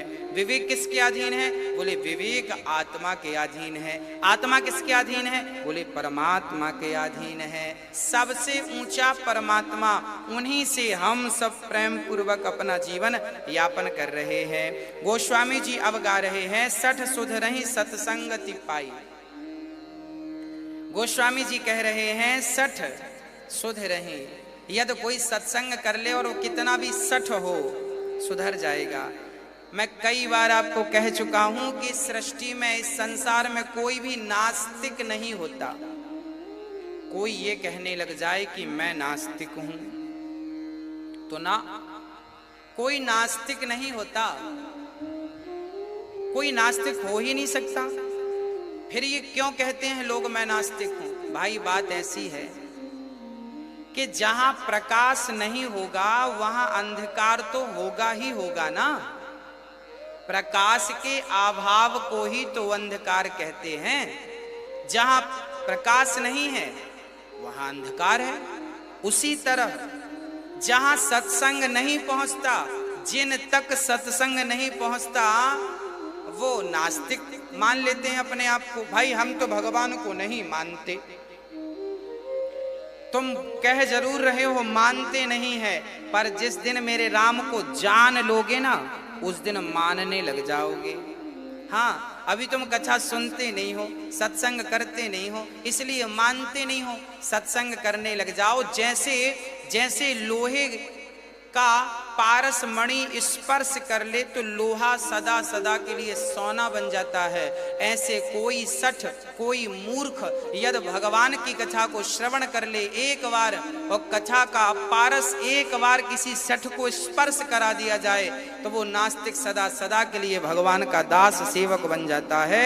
ऐसी भगवान की पावन महिमा है। हाँ, अब गोस्वामी जी खलों को प्रणाम कर रहे हैं। गोस्वामी जी कहे, बहुरी बंदी खल गन सती भाई। खलों की वंदना, गोस्वामी जी से पूछा, भाई आप खलों की वंदना क्यों कर रहे हैं? तब गोस्वामी जी बोले, इनकी वंदना करना जरूरी है। इन्हें यदि एक बार नमस्कार कर लिया ना, तो ये तुरंत निकल जाएंगे, और यदि नमस्कार नहीं किया, ये बैठे रहेंगे, तर्क कुतर्क करेंगे, समय बिगाड़ेंगे। इसलिए भैया ठीक है, एक बार कर लिया, आगे बढ़ो। खल किसे कहते हैं? खल के 2 काम हैं, जो केवल खाए और लड़े। खा मतलब खाए, ला मतलब लड़े, वो खल। खाए और लड़े। कई लोगों की आदत आपने देखी होगी, 2 ही काम होते हैं, खाना। कई लोगों का हमने देखा झगड़ा। एक बार पानी का, सुबह का टाइम था, पानी नल आने वाले थे, खड़े थे लोग लाइन लगाकर। एक सज्जन बड़े प्यासे थे। अब आपने देखा होगा शहरों में जहां नल आते हैं ना, बड़े बड़े डिब्बे लोग लाइन लगा के रख देते हैं, एक के बाद एक। अब उसी समय कोई प्यासा लोटा लेके आ गया और पानी भर रहा था कोई, उसका नंबर था, वो पानी भर रहा था। तभी एक प्यासा आ गया लोटा लेके, भैया 1 लोटा पानी। अब वो लगा चिल्लाने, मूर्ख हो क्या, लाइन पे लग नहीं सकते हो? अरे भैया प्यास लगी है, प्यास, 1 लोटा ना, कोई प्यास व्यास, चलो पीछे। मतलब आप पानी के लिए अपनी इंसानियत भी छोड़ देंगे, सब भूल जाएंगे आप। अरे भाई संस्कार ये नहीं है, संस्कार तो ये है कि भाई आइए आप ले लीजिए, आप भर लीजिए, आप पी लीजिए पानी, आप पहले भोजन कर लिए। राजा रंती देव कितने दिन से भूखे थे, पर जब उनके सामने कोई भूखा आया तो उन्होंने अपनी थाली खिसका के चांडाल को दे दी, भैया जी आप भूखे हैं, आप प्रसादी पा लीजिए। राजा रंती देव 63 दिन से भूखे थे, 63 भूखे थे। आज इनके पास भोजन की थाली आई, इनकी पत्नी और इनका बच्चा, 3 प्राणी थे, और तीनों जब भोजन करने बैठे तभी एक चांडाल कुत्ते लेकर आया, और कुत्तों को लेकर चांडाल ने कहा महाराज बड़ी भूख लगी है। रंती देव ने अपना भोजन दे दिया, खा लिया, बोला अभी पेट नहीं भरा, तो पत्नी ने अपना दे दिया, बोले अभी पेट नहीं भरा, तो उसने बच्चे 5 साल का नन्हा सा, ये शास्त्रोक्त बातें हैं, दे दिया। और जब खा लिया उस चांडाल ने, तब रंती देव अपनी पत्नी को देखते हैं और मुस्कुराते हैं, देखना भगवान की कितनी बड़ी कृपा है, भोजन नहीं मिला तो क्या हुआ, भगवान की कृपा से गिलास भर पानी तो है। पानी पीने वाले थे कि चांडाल ने कहा हमारे कुत्ते प्यासे हैं, आप कृपा करें तो कुत्तों को पानी, तो पानी अपने मुंह का पीते हुए एक घूंट पी ना सके, और रंती देव ने पानी खिसका दिया, कुत्तों ने पानी को पी लिया। तब राजा रंती देव ने भगवान को धन्यवाद दिया, प्रभु आज कम से कम मेरा अन्न और मेरा जल किसी की प्यास बुझाने के काम तो आया, आज मैं किसी के काम तो आया, मैं किसी की भूख मिटाने के काम तो आया। इसलिए कहता हूं भक्तों, आप भी किसी की भूख मिटाइए, आप भी किसी की प्यास मिटाइए, भगवान आपकी भूख और आपकी प्यास मिटाएंगे। आप किसी की चिंता करेंगे तो विधाता आपकी चिंता करेंगे। इसलिए हम कहते हैं कि आप भी अन्नदान करते रहिएगा, सेवा करते रहिएगा। राजा रंती देव को पुनः भगवान प्रकट होकर और आपको दर्शन देते हैं। गोस्वामी जी गा रहे हैं, बिछुरत एक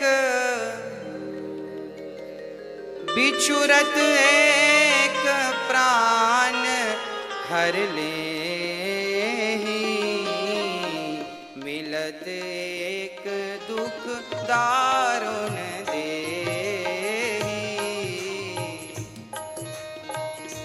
अब गोस्वामी जी गा रहे हैं कि संतों का ऐसा प्रेम है कि एक सत्संगी जब मिलता है ना तो बड़ा सुख मिलता है, और एक कुसंगी जब मिलता है बड़ा दुख मिलता है। संत जब मिलता है तो बड़ा सुख मिलता है, और संत जब जाता है तो दुख देकर जाता है, बिछड़ने का दुख। और संत जब जाता है तो बिछड़ने का दुख दे जाता है, और दुष्ट आता है तो आने का दुख दे जाता है। गोस्वामी जी कहते हैं कि भगवान दुष्टों से बचाएं और हमेशा सत्संगों से मिलाएं। गोस्वामी जी कह रहे हैं कि जड़ चेतन गुण दोषमय विश्वकीन करतार, संत हंस गुण गाहि पय परिहरि बारी विकार। हाँ, जड़ चेतन गुण दोषमय। गोस्वामी जी कहते हैं कि सारा संसार दोष से भरा है। इस संसार में ऐसा कोई नहीं है जिसमें कोई ना कोई दोष ना हो। संसार का हर प्राणी दोष से डूबा है, दोष में लिपटा है, दोषी है। फिर क्या करें? बोले जैसे हंस दूध पी लेता है, पानी पानी छोड़ देता है, ऐसे ही आप सार तो ग्रहण कर लो संसार में, अच्छों की संगति तो कर लो और दुष्टों की कुसंगति का सदा सदा के लिए त्याग कर दो। मंगल भवन अमंगल हारी, उमा सहित जेहि जपत त्रिपुरारी। गोस्वामी जी मंगल भवन अर्थात राम जो मंगल के भवन हैं, अमंगल के हारी हैं, ऐसे राम को प्रणाम करते हैं। और अब पावन सी कथा में गोस्वामी जी महाराज प्रवेश करते हैं और पहुंचते हुए श्री गोस्वामी जी कह रहे हैं कि सभी को चाहिए कि राम नाम मणिदीप धरूं, जी है देहरी द्वार, तुलसी भीतर बाहिरो, जो चाहत उजियार। अर्थात हम सभी को चाहिए कि अपनी जिह्वा पर अपने राम नाम को रखें ताकि संसार भी आनंदित हो, प्रकाशित हो और मरने के बाद वहां भी आनंद हो, प्रकाश मिले। राम नाम ही हमें भवसागर से पार लगा सकता है, इसलिए राम नाम को अपनी जिह्वा पर दीपक बना के रखिएगा, क्योंकि दीप जब आप देहरी पर रखते हैं ना तो वो बाहर भी प्रकाश करता है और भीतर भी। उसी प्रकार राम नाम का दिया जब अपनी देहरी पर जिह्वा पर रखोगे तो बाहर अर्थात संसार में भी प्रकाशित होगा, अर्थात आपको यहाँ भी सुख मिलेगा और यहाँ के बाद वहाँ भी सुख की अनुभूति होगी। एक बार क्या हुआ, अब गोस्वामी जी पावन चर्चा को गा रहे हैं। गोस्वामी जी कह रहे हैं कि देखो एक दिन क्या हुआ कि प्रयागराज में बहुत सारे संत इकट्ठे हुए प्रयागराज में, और प्रयागराज में वहां सारे संतों ने प्रयाग स्नान किया। माघ का महीना था, सब लोग पहुंच रहे थे कि वहीं पर स्नान करते हुए श्री भारद्वाज जी के पास से श्री याज्ञवल्क्य मुनि जी निकल गए। याज्ञवल्क्य जी एक संत थे, प्रयाग स्नान करने आए थे, और श्री भारद्वाज जी जो संत थे ये प्रयागराज में रहा करते थे, इनकी कुटिया प्रयागराज में थी। तो याज्ञवल्क्य जी जब आए तो याज्ञवल्क्य जी जब स्नान करके प्रयाग का जब जाने लग गए, अच्छा संतों की भी अपनी एक महिमा है। संतों को गोस्वामी जी ने खूब प्रणाम किया, संतों को खूब स्नेह किया गोस्वामी जी ने। हम में और संतों में केवल इतना ही अंतर है। एक बार क्या हुआ, एसी कोच में, फर्स्ट एसी में, ट्रेन में, एसी कोच में फर्स्ट में एक महात्मा जी बैठे थे। उनकी अपनी बढ़िया सीट थी और सामान भी था, सामान उन्होंने रख रखा था।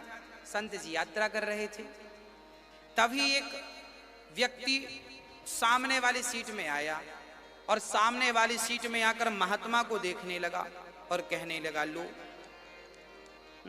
एसी में यात्रा कर रहे हैं महात्मा लोग, वो भी फर्स्ट। अब बताओ, अब देखो ये महात्मा है, कैसे महात्मा है भाई, हम भी तो ऐसे ही हैं। अब सामान भी दिख गया बाबा जी का, ये सामान आपका है? बाबा जी ने कहा हाँ। अब तो और गर्म हो गए, लो बाबा हो इतना सामान की क्या जरूरत है। मतलब वो रास्ते में संत की खोपड़ी खाने लगा, ये एसी में क्यों चल रहे हैं, इतना सामान क्यों लिए हैं। अब वो लगा बड़बड़ाने, बाबा जी चुपचाप सुनते रहे, कोई प्रत्युत्तर नहीं दिया। बहुत गर्म हुआ। थोड़ी देर बाद साधु ने, साधु स्वभाव है, कपास की तरह इनका स्वभाव निर्मल है, संत ने दोस्ती कर ली। भाई बस गुस्सा त्याग दो, ये बताओ आप कहाँ जा रहे हैं? कहा फलानी जगह जा रहे हैं। संत थोड़ी सी बातचीत करने लग गए, उस आदमी से संत जी ने दोस्ती कर ली। आगे स्टेशन आया, यूं ही स्टेशन रास्ते में तो संत जी और वो दोनों ही पानी पीने के लिए, पानी की बोतल खरीदने के लिए उतर गए। अब जब दोनों ही उतरे, थोड़ी देर में ट्रेन चल पड़ी, और जब ट्रेन चली तो वो आदमी दौड़ पड़ा। संत जी ने हाथ पकड़ लिया, कहाँ जा रहे हो? अरे बोले ट्रेन चलने लगी, चलो चलो। संत जी बोले ना ना, ट्रेन जा रही है, जाने दो, दूसरी आएगी उसमें चलेंगे। अरे ना ना ना, हमारा सामान रखा है। संत जी बोले सामान तो हमारा भी रखा है। ना ना ना ना, हमारा सामान हम छोड़ नहीं सकते। संत जी बोले तो हम तुम्हें नहीं छोड़ सकते। अब संत जी ने कस के पकड़ लिया, ट्रेन जा रही है। अब वो लगा चिल्लाने, बाबा जी छोड़ दो छोड़ दो। संत जी बोले पहले तो ये बता कि तुझमें और मुझ में अंतर है कि नहीं? तू बार बार पूछ रहा था ना कि तुम में और हम में क्या अंतर है, तुम भी एसी में बैठे हो, हम भी एसी में बैठे, तुम्हारा भी सामान इतना, हमारा केवल तुमने कपड़े बदल लिए, कपड़े रंगा लिए तुमने। संत जी बोले अब बता जल्दी से, तुझ में और मुझ में कोई अंतर है कि नहीं? बोला हाँ हाँ अंतर है। संत जी बोले बता क्या अंतर है?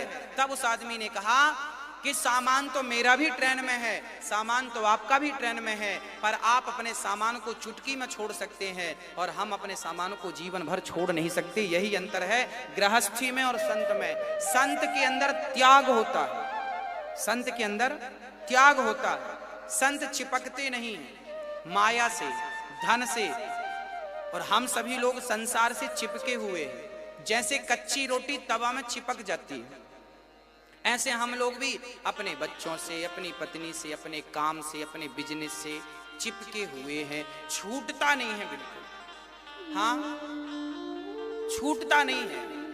जबकि संत सबके बीच में रहते हैं, सबके साथ रहते हैं, पर सबके साथ सबके बीच में रहकर वो वैसे ही हैं जैसे कमल में रहता हुआ कीचड़ सबसे अलग होता है, ऐसे संत अलग हैं सबके बीच में रहते हुए। इसलिए गोस्वामी जी ने संतों को प्रणाम किया और भरद्वाज मुनि ने याज्ञवल्क्य जी के चरण पकड़ लिए और याज्ञवल्क्य जी से प्रश्न किया।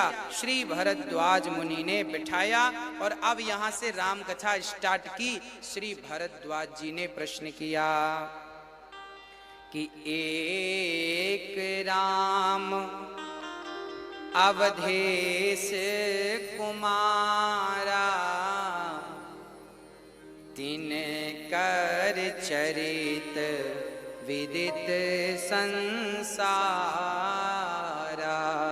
यहां पर श्री याज्ञवल्क्य जी से भरद्वाज मुनि प्रश्न कर रहे हैं कि एक राम अवधेश कुमारा, एक राम तो दशरथ जी के बेटे हैं, हाँ एक राम वो है जो सीता के वियोग में जंगल जंगल घूम रहे हैं, सीता सीता सीता, और एक राम वो है जिन्हें हम ब्रह्म कहकर पुकारते हैं।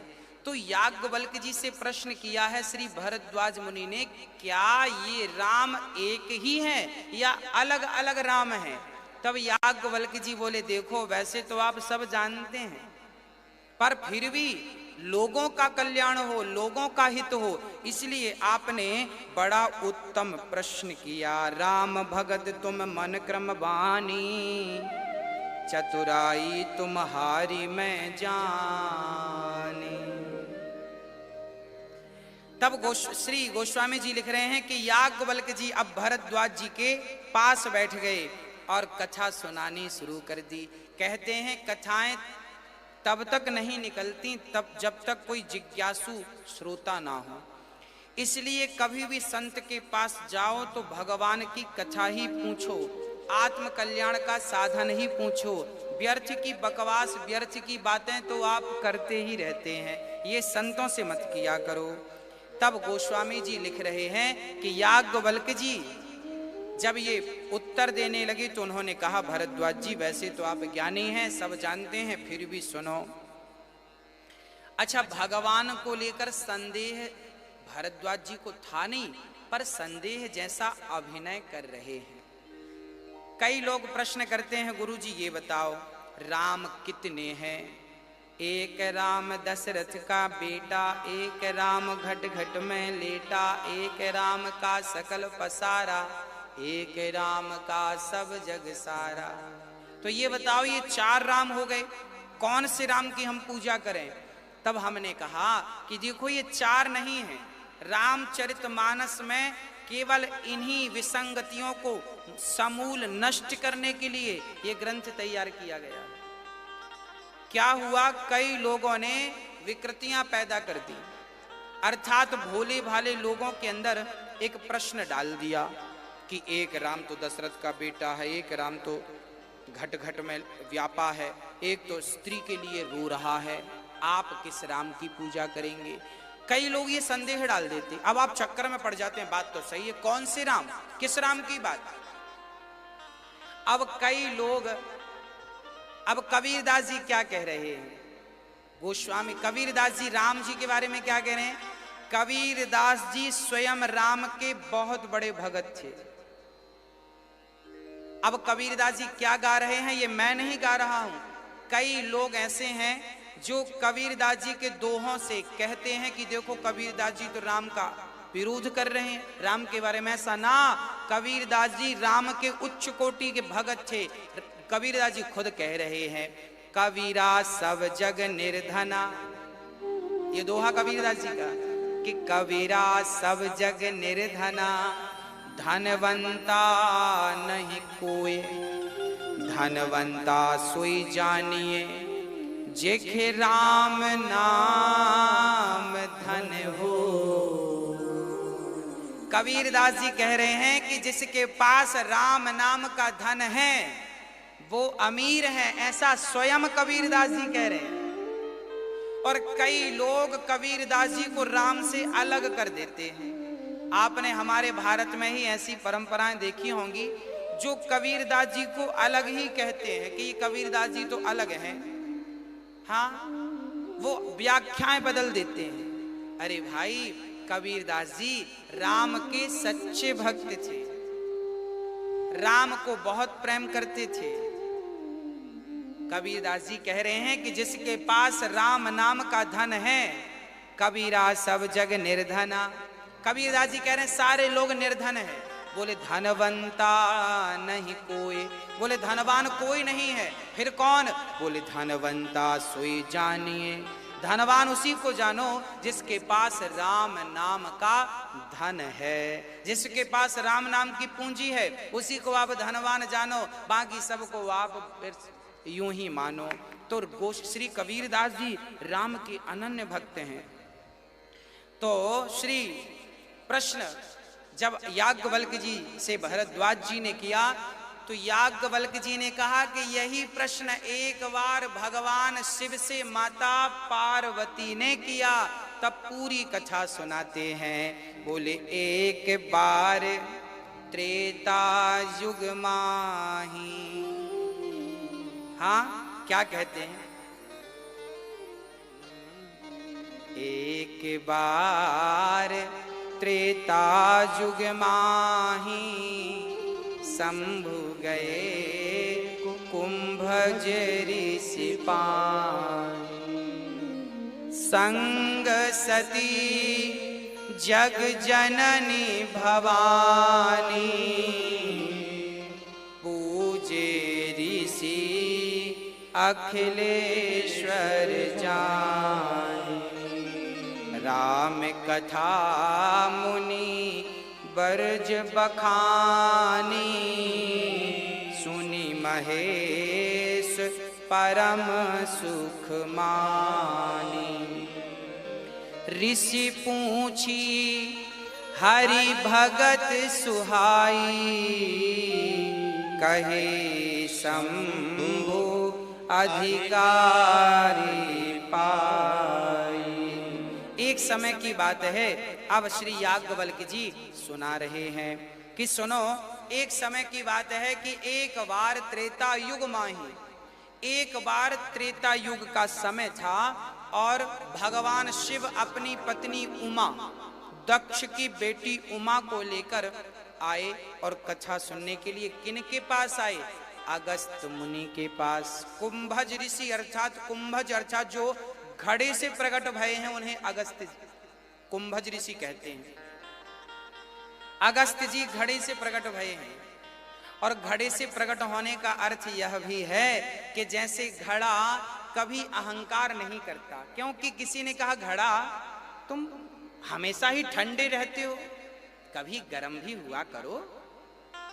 हाँ, घड़ा हमेशा ठंडा रहता। किसी ने कहा घड़े से तुम ठंडे ही रहे आते हो, कभी गर्म भी हुआ करो।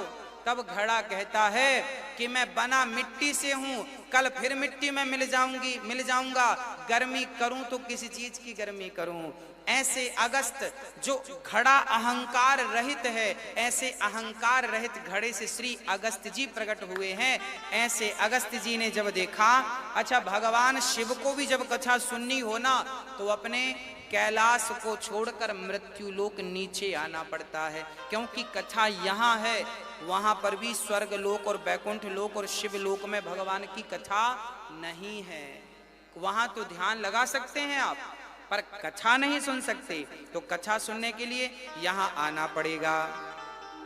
तो यहां एक बार शंकर जी आए और त्रेता युग में आए, कथा सुनी, अगस्त्य जी ने कथा सुनी। और शंकर जी अकेले नहीं आए, संग सती जग जननी भवानी, संग में सती माता आई और बड़ा सम्मान अगस्त्य जी ने किया। शंकर जी के चरण धोए, शंकर जी को प्रणाम किया, बिठाया और कथा स्टार्ट कर दी। अब माता सती को लगा कि ये कैसा वक्ता है, इसने तो श्रोता के चरण धुलकर पी लिया। अच्छा, अगस्त्य जी तो शंकर जी का सम्मान कर रहे थे ना। कई बार जब आप किसी का सम्मान करते हैं ना, आदर करते हैं ना आप, तो सामने वाला ऐसे समझ लेता ये ऐसे ही है, लगा है पीछे ना। कोई आपका सम्मान करे तो याद रखना कि जो आपका सम्मान कर रहा है वो कहीं ना कहीं हमसे श्रेष्ठ है। हाँ, आपका जो सम्मान करे उसका भी आप सम्मान कीजिएगा। हाँ, माता सती देख रही हैं, शंकर जी अगस्त्य जी को प्रणाम कर रहे हैं और अगस्त्य जी शिव के चरण धो रहे हैं। पार्वती को संदेह हुआ कि ये कैसा वक्ता है, ये श्रोता के पांव धो धो के पी रहा है। अब सती बोली तो कुछ नहीं, पर बैठ गई। अब वहां पर कथा हुई, अगस्त्य जी ने राम कथा सुनाई, राम कथा मुनि वर्ज बखानी, बढ़िया राम कथा श्री गाई अगस्त्य जी ने, और प्रेम से शंकर जी कथा सुन रहे हैं। अच्छा, शंकर जी तो कथा सुन रहे हैं, अगस्त्य जी तो कथा सुना रहे हैं, पर माता जी का मन नहीं लग रहा। क्यों? क्योंकि माता जी की श्रद्धा कथा सुनाने वाले के प्रति है ही नहीं। क्योंकि उन्होंने तो पहले ही अगस्त्य को छोटा मान लिया ना, कि ये छोटे लोग हैं, हमारे शंकर जी तो सब जानते हैं, इन्हें क्या कथा सुनाएंगे। याद रखना भक्तों, जब तक आपके भीतर श्रद्धा नहीं होगी, जब तक आप अपना अहंकार नहीं त्यागेंगे, यदि आप कुछ जानते हैं तो फिर आप तो जानते ही हैं, आपको क्या कोई जना सकता है। तो जब भी कथा सुनने बैठा करो ना, तो खाली होकर बैठा करो, भर करके मत बैठना। क्योंकि भर के बैठोगे ना भाई, गंगा जी में बाल्टी में पानी भर के जाओगे तो क्या भर के लाओगे, खाली जाएगी तो भर के आएगी। तो भगवान की कथा में जाया करो तो अपना अहंकार, अपना मोह सब कुछ छोड़ कर जाया करो। ये सारी बुराइयों को निकाल दोगे, खाली होकर हल्के होकर जाओगे तो प्रेम की गंगा हृदय में भर करके वापस लाओगे। शंकर जी ने तो कथा सुनी, पर माता सती यहां वहां देखती रही। हाँ, ये चिड़िया क्यों बैठी है पेड़ पर, बैठी है, उड़ जाएगी। यहाँ कथा चल रही है और माता जी चिड़िया देख रही हैं। संदेह हो गया, संदेह। पहला संदेह तो वक्ता पर हुआ, गुरु जी पर। अब आगे चलते हैं। जब कथा पूरी हुई, अगस्त्य जी कथा पूरी करते हैं, तो फिर वहां से शिव जी विदा होते हैं। मुनि सन विदा मांगी त्रिपुरारी, चले भवन संग दक्ष कुमारी। जब माता सती आई थी तो इनके नाम के पीछे काफी सम्मान, संग सती जग जननी भवानी, इतने नाम से संबोधन दिया था गोस्वामी जी ने। और जब जाने लगी ना तो दक्ष कुमारी कह के कह दिया जाओ। सती जब आई तो मां बनकर आई, पर जब जाने लगी तो केवल दक्ष की बेटी ही रह गई। क्यों? क्योंकि दक्ष जो थे ना, ये बुद्धिमान थे। बुद्धि तो थी, अहंकार भी था। तो भगवान शिव कह रहे हैं कि ये दक्ष की ही बेटी है। तो जब पिता घमंडी हैं, पिता अहंकारी हैं, तो उसका थोड़ा सा स्वाद तो आएगा ही आएगा। तो सती भी वही स्वाद में डूबी है। तब भगवान शिव समझ गए कि सती को अहंकार है, ये अपने से बड़ा किसी को मानती नहीं है, अपने से समझदार किसी को मानती ही नहीं। अब गोस्वामी जी इन्हें केवल दक्ष कुमारी कह रहे हैं, क्योंकि ये दक्ष की तरह अहंकारी हो गई। शंकर जी लेकर चले। अच्छा, वो त्रेता युग था। उसी समय जब शंकर जी कथा सुन रहे थे, उसी समय राम वनवास में थे, रावण सीता को चुरा रहा था, अर्थात विमान पर ले गया। लक्ष्मण जी गए राम से देखने कि राम को क्या हुआ, और राम जी जब कुटिया पर लौट कर आए तो सीता को ना पाकर राम रोने लग गए। राम कह रहे हैं, हे खग मृग हे मधुकर श्रेणी, तुम देखी सीता मृग नैनी। राम जी कह रहे हैं, हे खग हे मृग कहाँ हो, कहाँ है मेरी सीता। अच्छा, राम जी कथा सुन के ऊपर आकाश मार्ग से जा रहे थे और नीचे राम सीता सीता खोज रहे थे। ऊपर से राम ने तुरंत, श्री शंकर जी ने देखा कि मेरे राम की लीला चल रही है, तो शंकर जी ने ऊपर से ही प्रणाम किया कि जय सच्चिदानंद जग पावन, अस कही चलो मनोज न सावन। शंकर जी ऊपर से ही प्रणाम। अच्छा, शंकर जी समझ रहे हैं कि ये तो लीला है, यदि मैं नीचे जाके भगवान से प्रणाम करूंगा तो भगवान अभी दुख का अभिनय कर रहे हैं और फिर ये भंग हो जाएगा। अब भाई ऐसा है कि आपके गांव में चल रही है राम लीला, आपका भाई बना है राम, हाँ आपका भाई बना राम, उसको कहा गया है कि भाई सीता का प्रसंग है, जरा तुम रो सबसे पूछो, हे सीता हे सीता। तो भाई उसको, आपका भाई है तो राम का अभिनय कर रहा, तो उसको भी रोना पड़ेगा कि नहीं। अब क्या हुआ कि बड़ा भाई बना था राम, वो रो रहा था राम बन करके, उसको कहा गया था कि तुम्हें रोना है और बोलना है, हे सीता कहाँ हो, हे सीता, ऐसा करना है। अब बड़ा भाई रोने लगा, छोटा भाई बैठ, उसे कुछ पता नहीं था। अब छोटा भाई दौड़ के गया, भैया क्यों रो रहे हो, यहाँ आओ, भाभी को ढूंढ, भाभी घर पे है, आपको पता नहीं, कुछ नहीं हुआ भाभी को। तो कथा कुछ और थी, कथा कुछ और हो गई। तो शंकर जी को तो सब पता था कि ये भगवान है और सीता कहाँ है वो भी जान रहे हैं और शंकर जी भी जान, परंतु ये केवल अभिनय चल रहा। जैसे रामलीला में आप लोग भी राम का किरदार करते होंगे, यदि मिल जाए तो कर लेते थे बचपन में। तो लीला है, राम एक लीला कर रहे हैं, एक संदेश, एक मैसेज देना चाहते हैं हम सबको कि देखो मर्यादा कैसी होती है, मर्यादा का पालन करना है, एक मैसेज देना चाह रहे हैं हमें। तो शंकर जी ने ऊपर से प्रणाम कर लिया, जय सच्चिदानंद जग पावन, हे पावन, हे परमपिता, हे प्रभु, आपको साष्टांग प्रणाम करता हूं। नीचे से ही शंकर जी ने प्रणाम भगवान शिव को किया, परंतु यह दृश्य जब माता सती ने देखा तो सती ने देखकर कहा, लो मेरे पति प्रणाम कर रहे हैं, मेरे पति शंकर जी। अब सती को बड़ा संदेह हुआ, राम राम राम राम। सती सुदशा शंभु के देखी, और उपजा संदेह विशेषी। हाँ, बड़ा अपार संदेह माता सती के अंदर जागा।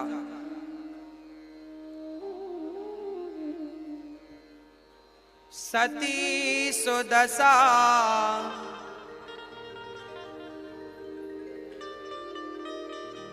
सती सुदशा शंभु के देखी, और उपजा संदेह विशेषी। विचार क्या आया कि हमारे पति तो जगदीश हैं, हमारे पति तो सब जानते हैं शंकर जी, इनसे गलती तो हो नहीं सकती, इन्होंने क्यों प्रणाम किया भला। अब बड़ा संदेह माता सती को।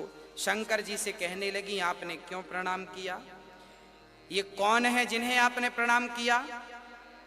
तब शंकर जी ने समझाया, देवी जिन्हें हम प्रणाम कर रहे हैं यह राम है, जिनकी अभी अभी कथा आपने सुनी है। जासु कथा कुंभज ऋषि गाई, भगत जासु मैं मुनहि सुनाई, ये वही राम है।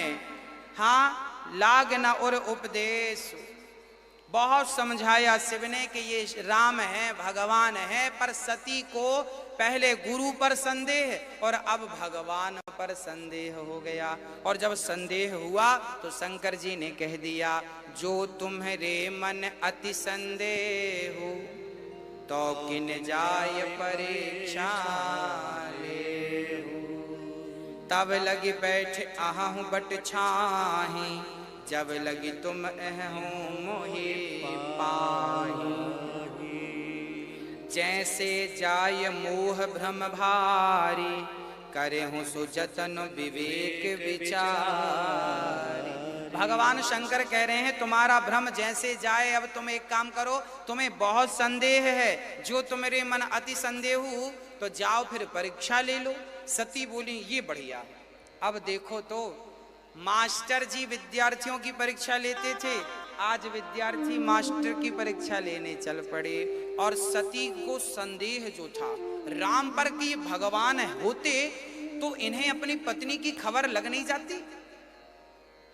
कैसा भगवान जो पत्नी के लिए व्याकुल है। अच्छा, सती को भ्रम यही तो था कि इन्हें ये भगवान होते तो अपनी पत्नी को ढूंढ ना लेते, रावण के पास है पता ना कर लेते। ये पता नहीं लगा पा रहे हैं, इसका अर्थ ये भगवान नहीं है। अब सोचो कि माता सती यदि भ्रमित हो गई राम को देखकर, तो साधारण प्राणी यदि भ्रमित हो जाए तो कोई आश्चर्य नहीं है। मोह्यंत यत् सूर्यः, बड़े बड़े ज्ञानी यत्सूरी मोहित हो जाते हैं भगवान की भगवत्ता को देखकर। सती गई परीक्षा लेने, और जब सती परीक्षा लेने गई तो वहां सती ने क्या किया। सती तो चली गई और भगवान शिव एक बट की छांव में, एक वृक्ष की छांव में बैठ गए और भगवान का ध्यान करने लगे और सोचने लगे कि अब सती का कल्याण नहीं है, अब सती का कल्याण बिल्कुल नहीं है। अब सोचिए कि कोई भगवान पर संदेह करे तो भला उसका कल्याण कैसे संभव है। सती जी गई हैं और ध्यान शंकर जी लगा रहे हैं। और जब सती गई तो जानते हैं क्या बनकर गई, इन्होंने रूप बना लिया सीता का। कैसे परीक्षा लें, बोले ये सीता को खोज रहे हैं, क्यों ना हम भी सीता बन जाएं। तो माता सती सीता बन गई और सीता बनकर माता सती खड़ी हो गई राम के आगे। प्रभु मैं आ गई रावण के पास से। राम ने ध्यान से देखा, हाँ राम ने ध्यान से देखा, कहा माता जी कहूँ बहोरी कहाँ ब्रस के तू, विपिन अकेले फिरहूँ के हेतु। राम बचन मृदु गूढ़ पुनि, उपजा अति संकोच। सती सभीत महेश पही, चली हृदय बड़ सोच। शंकर जी सती आई सीता बनकर। राम ने कह दिया माँ जंगल में अकेली घूम रही हो, शिव जी कहाँ हैं, हमें तो बताओ। अब सती घबराई, राम राम मैं तो सती बनी हूं, सीता बनी हूं और आपने पहचान लिया। तब राम ने कहा माँ मेरी सीता सदा अपने पति के पीछे हुआ करती है, आप आगे खड़ी हैं, आगे तो मेरी माँ ही खड़ी हो सकती है, मेरी पत्नी कभी खड़ी नहीं हो सकती। ये मेरी पत्नी के संस्कार नहीं है। कई बार संस्कार आपकी पहचान बन जाते हैं, इसलिए संस्कार कभी मत त्यागिएगा। संसार ही हमारी पहचान है। और श्री भगवान शिव के पास जब माता सती गई तो जहां देख रही हैं वहां राम लक्ष्मण सीता नजर आ रहे। सीता माँ सती बनी, सती जा रही थी तो राम लक्ष्मण सीता को देखा, फिर यहां मुंह कर लिया। सती माँ परीक्षा लेनी गई हैं तो भगवान बोले आई हो परीक्षा लेने, अब हम ही दिखा देते हैं आपको। जहां दृष्टि डाला मां सती ने वहां राम सीता, वहां राम सीता। आंख बंद कर ली मां सीता, मां सती ने। अब देखो कि भक्त तो भगवान को देखने को तरसता है और माता सती को राम का दर्शन हुआ तो आंख बंद कर लिया माता सती ने। क्यों? क्योंकि राम तो मिले पर राम के प्रति सती का संदेह था, और यदि संदेह लेकर भगवान के पास गए तो भगवान मिल भी गए तो आंख खुलेंगी नहीं, जैसे सती की आंख खुली नहीं।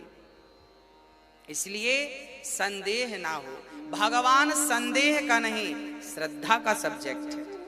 हाँ, एक सज्जन हमसे बोलने लगे, महाराज जी बताओ कि भगवान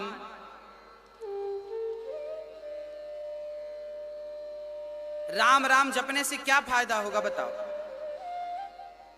एक सज्जन हमसे बोले, महाराज जी राम राम जपने से क्या फायदा होगा ये बताओ। एक सज्जन ने हमसे कहा, राम राम जप रहे हैं हम, क्या फायदा होगा? हमने कहा, आप बीड़ी पीते हो? हाँ। सिगरेट पीते हो?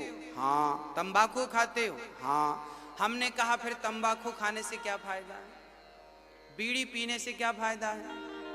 गुटखा खाने से क्या फायदा है? हाँ, क्या फायदा बेटा? गुटखा खाने से कोई फायदा नहीं, बीड़ी पीने से कोई फायदा नहीं, सिगरेट पीने से कोई फायदा कुछ नहीं है। फिर भी लोग खा रहे हैं गुटखा, फिर भी लोग पी रहे हैं बीड़ी। यदि बिना फायदे के आप बीड़ी गुटखा खा पी सकते हैं तो फायदा छोड़ के थोड़ी देर के लिए राम राम जप लो ना। जब जपोगे तो यहाँ बाद में फायदा मिलेगा ही मिलेगा। हर बात में फायदा फायदा ढूंढते हो। बताओ बीड़ी पीने से क्या फायदा है? तंबाकू खाने से क्या फायदा है? कोई फायदा नहीं, फिर भी लोग खा रहे हैं। हाँ, तो अब खा रहे हैं, अब बिना फायदे के गुटखा तो खा रहे हैं, पर राम नाम जपने का कहो तो इन्हें फायदा चाहिए। हाँ, अब माता सती जब आई तो माता सती ने, शंकर जी ने कहा, कहो देवी हो गई परीक्षा। तब माता सती ने कहा,